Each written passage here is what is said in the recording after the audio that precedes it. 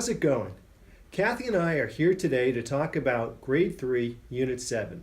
The topic is survival of organisms. This topic includes a lot: ecosystems, adaptations, instincts.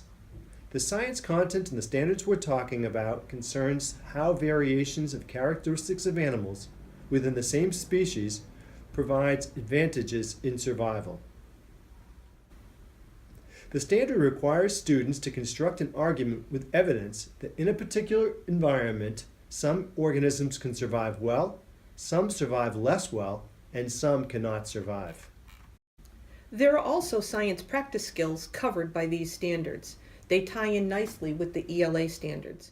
Use evidence to construct an explanation for how the variations in characteristics among individuals within the same species may provide advantages to these individuals in their survival and reproduction.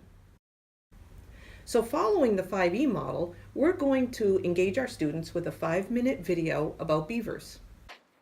Go to pbslearningmedia.org, search for beavers, and look for this video that starts with "The beaver is often referred to as nature's own engineer." After watching the video, we discuss how the beaver lives in its environment. What adaptations does it have that allow it to eat, to build its home? We want to make sure that students understand that adaptations aren't something that can happen to an individual creature during its lifespan.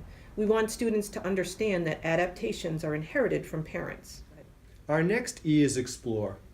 We also want the students to understand that the animal's adaptations allows it to live in the habitat that it lives in.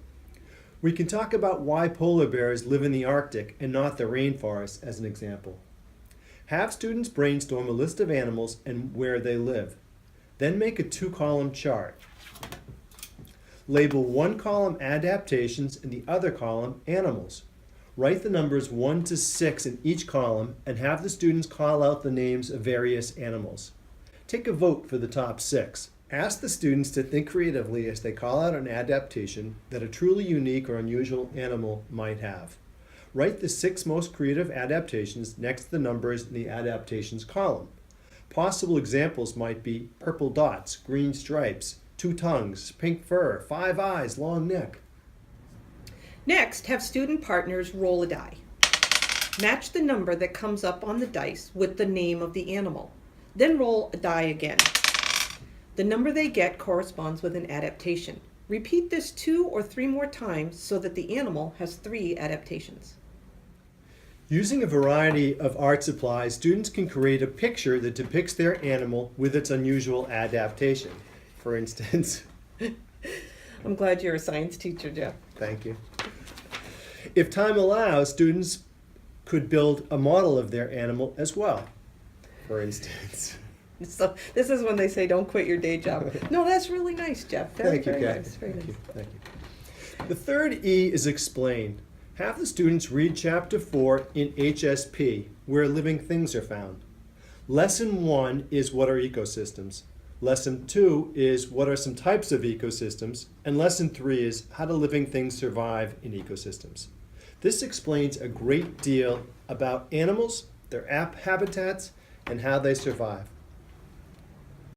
For the extend, have students research the adaptations of unique animals like the giant sloth or perhaps an octopus as example. Our final E is evaluate.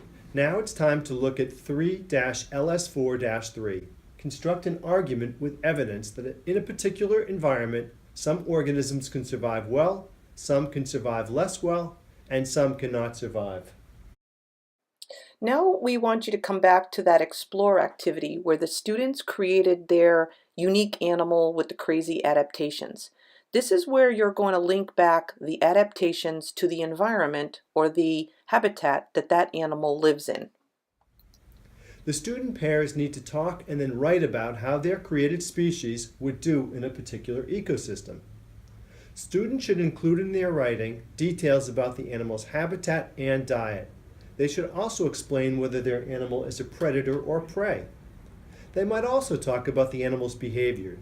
Does it lie in the sun or the shade? Does it hibernate in the winter? As we said, this activity nicely integrates writing and science.